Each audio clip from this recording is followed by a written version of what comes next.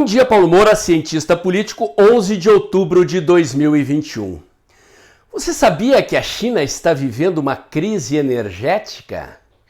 Você sabia que a crise energética no mundo está provocando um problema econômico global? Sabe qual é este problema? Sabe a relação que este problema tem com o seu bolso, com a mesa da refeição da sua família e com as suas compras no supermercado? Pois é, se há uma descoberta que o mundo fez depois dessa pandemia do coronavírus, é a questão da superdependência que a economia mundial tem da China. É sobre isso que eu vou falar no vídeo de hoje, dando também um alerta ao governo brasileiro sobre providências que é preciso tomar com relação a isso. Mas antes eu quero agradecer a você que doa pelo Pix e pela conta bancária do canal. A sua doação ajuda a ampliar a estrutura do canal, a melhorar o alcance dos meus vídeos, lembrando que este é um canal que faz análises políticas com viés conservador, à luz da ciência política e da teoria da comunicação, em vídeos curtos. Lembro também que o mês está começando e que a independência das informações e análises desse canal depende da sua doação pelo Pix. Se você já doou mês passado, meu muito obrigado. Se você ainda não doou, qualquer valor é bem-vindo. Agradeço aos que ainda vão doar. Se você ainda não se inscreveu no meu canal do Telegram, o Dextra by Paulo Moura, eu convido você a fazê-lo. Lá eu posto diariamente os links das notícias e análises do site tempoedinheirooficial.com.br e logo cedinho da manhã os links dos vídeos aqui do canal. Lembro também que criei um canal alternativo de vídeos na cos.tv, é o Dextra Jornalismo, e que se inscrevendo no meu canal do Telegram e da cos.tv, você não perderá contato comigo caso eu seja censurado em alguma mídia social.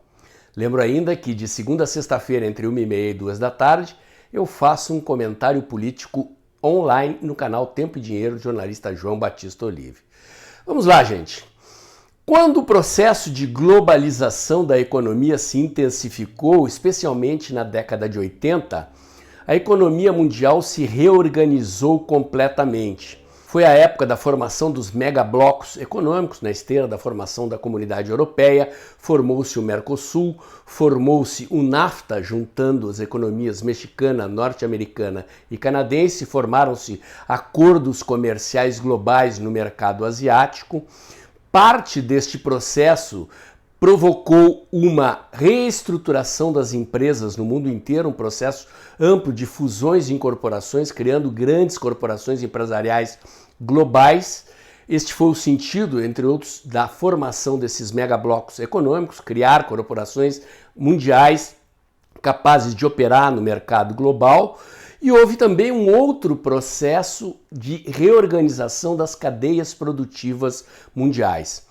A economia do futuro, dizem os economistas, é a economia de serviços. Portanto, Estados Unidos, Europa, Japão, os países de ponta da economia mundial, passaram a focar o seu desenvolvimento econômico na economia de serviços e a deslocar as suas cadeias produtivas industriais de produtos manufaturados para países onde era mais barato fazer esse tipo de produção. Os Estados Unidos, por exemplo, deslocaram várias das suas indústrias para o México, instalando ali aquilo que os mexicanos chamam de maquiladoras, ou seja, empresas que faziam parte da cadeia produtiva industrial norte-americana passaram a montar produtos no México porque a mão de obra mexicana era mais barata. Posteriormente, mesmo essas empresas mexicanas se deslocaram para a China porque a mão de obra na China é mais barata. E o mundo inteiro fez isso. Praticamente o mundo inteiro hoje depende de forma excessiva das cadeias produtivas chinesas. O Brasil, por exemplo, sempre foi um grande produtor calçadista, especialmente na região da cidade de Novo Hamburgo, na região metropolitana de Porto Alegre. A cidade de Franca, aqui em São Paulo, eram polos calçadistas dos maiores do mundo. O Brasil ganhou muito dinheiro exportando calçado e com a entrada do calçado chinês no mercado mundial, essa indústria brasileira praticamente encolheu. Não desapareceu porque os fabricantes tomaram duas providências. Primeiro, reposicionaram o mercado brasileiro no mercado mundial de calçados. Passaram a produzir calçados mais caros para competir com o calçado italiano, que é tido como um calçado de luxo, e Segunda medida, deslocaram as fábricas de calçado da região de Franca, da região de Novo Hamburgo, no Rio Grande do Sul, para a China, e aquele tipo de calçado barato que o Brasil era campeão na produção passou a ser produzido na China. E assim foi. 2 presidentes conservadores recentes no mundo chamaram a atenção muito antes dessa crise sanitária que nós estamos vivendo para este problema. O ex-presidente dos Estados Unidos, por exemplo, que perdeu a última eleição, passou a defender a volta das empresas americanas, das indústrias americanas, da China para os Estados Unidos, inclusive passou a incentivar para gerar empregos nos Estados Unidos, mas involuntariamente também para reduzir a dependência dos Estados Unidos das cadeias produtivas chinesas. No auge da pandemia, nós descobrimos várias dependências que tínhamos e temos da indústria chinesa. Não apenas das vacinas, porque a China, apesar de produzir apenas 2 vacinas de baixa eficácia, é o país onde estão situadas as fábricas dos insumos dos imunizantes. Na Índia também, é um país com grande população, mas o que nós vimos? Que no momento em que o mundo precisou, primeiro meu, depois vocês. Ou seja, Índia e China, num primeiro momento, passaram a priorizar a dedicação destes insumos da produção de imunizantes para atender o seu público interno. Mas não foi só das matérias-primas para os imunizantes que nós nos descobrimos dependentes. Num determinado momento, o mundo precisou de respiradores, e onde é que havia respiradores em quantidade e preço para abastecer o mercado mundial? Até ali, né? Porque a demanda explodiu. A China. Logo em seguida começaram a faltar máscaras, seringas, agulhas, enfim, todo um conjunto de produtos que o mundo passou a demandar em larga escala e que nem sequer a ampla indústria chinesa tinha condição de abastecer. Este problema não cessou. O outro presidente a que eu me referia é o presidente Bolsonaro, que sempre alertou para os problemas do fique em casa, a economia a gente vê depois. Aliás, nenhum presidente no mundo se dedicou tanto a alertar para esses problemas. Acho que o presidente Bolsonaro, quando fez esses alertas, estava inclusive muito mais preocupado com o problema do emprego e da sobrevivência da população pobre no Brasil do que talvez antevendo as consequências dessa política do fique em casa sobre o conjunto da economia global, e as consequências começaram a aparecer. Com a reabertura da economia, a demanda por produtos e serviços explodiu no mundo inteiro. E o que aconteceu como consequência disso? As cadeias produtivas globais foram desaceleradas em função da política do fique em casa. Consequentemente, a capacidade de retomar a produção não se dá de uma hora para outra. São cadeias produtivas que dependem de suprimentos, de transportes, enfim, de um conjunto de fatores que envolve toda a cadeia de suprimentos e que foi inativado, desabilitado ou tornado muito lento para atender uma economia que estava funcionando em ritmo lento e que, de repente, com a reabertura global, pisou no acelerador. Hoje faltam containers, por exemplo. Encareceu muito a locação de containers para transportar commodities pelo mundo. Não só da China, da Índia para o mundo, mas do mundo para lá também. Faltam semicondutores, por exemplo, que são utilizados em vários produtos. Se você está por dentro do mercado de automóveis, por exemplo, já deve ter percebido que grandes montadoras brasileiras estão, inclusive, dando férias coletivas para os seus trabalhadores, porque não há semicondutores, tiveram que paralisar a produção por falta de semicondutores e outras peças. O mercado de carros usados, portanto, passou a ser valorizado a ponto de o mercado ser estimulado a importar carros usados, e o Congresso Nacional está discutindo a possibilidade de liberar importação de carros usados para o Brasil para suprir a demanda da economia brasileira em ritmo de crescimento acelerado, como temos visto, previsão aí de mais de 5% do PIB. Mas o impacto mais sério que nós temos é a questão da suspensão por parte da China da exportação de insumos para adubos e fertilizantes. Exatamente, a China vive uma crise energética decorrente exatamente da política do fique em casa, do excesso de demanda com a reabertura. Em função disso, o governo chinês está promovendo apagões programados para produzir redução do consumo de energia, e isso está afetando toda a cadeia produtiva chinesa. Fábricas inteiras, linhas inteiras de produção de produtos, de matérias-primas estão sendo interrompidas na sua capacidade de trabalho por causa dos cortes de energia. Isto afetou principalmente o fornecimento de fósforo e potássio para a indústria brasileira. Nitrogênio, fósforo e potássio são matérias-primas essenciais porque é a partir deles que se fazem os nutrientes para a correção de solo, coisa que explica em grande parte a alta competitividade da agroindústria brasileira, do agronegócio brasileiro. A correção de solo, fazer a leitura das necessidades do solo e a colocação de nutrientes para compensar as debilidades, a fraqueza do solo, é parte da técnica de melhoria da produtividade da agricultura, e o Brasil, como se sabe, tem o agronegócio mais competitivo do mundo. Em breve, o Brasil será o maior produtor de alimentos para o mundo. Isso vai provocar o quê? Já está provocando interrupção do fornecimento de fertilizantes para o agronegócio brasileiro em época de plantio. Onde é que isso vai bater? No seu bolso, no seu supermercado, na inflação do ano que vem no Brasil. Fiz aqui uma superficial, bem superficial, nos limites do que é possível nesse vídeo, explicação do que está acontecendo no mundo e por que o mundo precisa, dando razão ao ex-presidente dos Estados Unidos e ao atual presidente do Brasil, rever esta superdependência das nossas cadeias produtivas, da economia chinesa, do fornecimento de insumos e produtos industrializados vindos da China.